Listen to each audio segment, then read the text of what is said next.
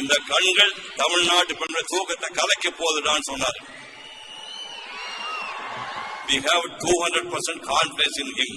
We will take care of him அப்படின்னு சொல்லி test எடுத்து ஓகே பண்ணிட்டாங்க.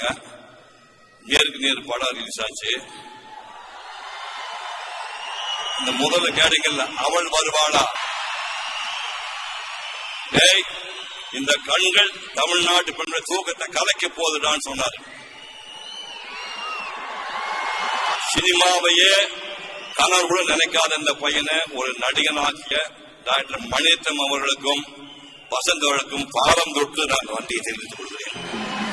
பிளே ஸ்டோர் மற்றும் ஆப் ஸ்டோரில் இருந்து பாலிமர் செயலியை QR கோடு மூலம் பதிவிறக்கம் செய்யுங்கள்.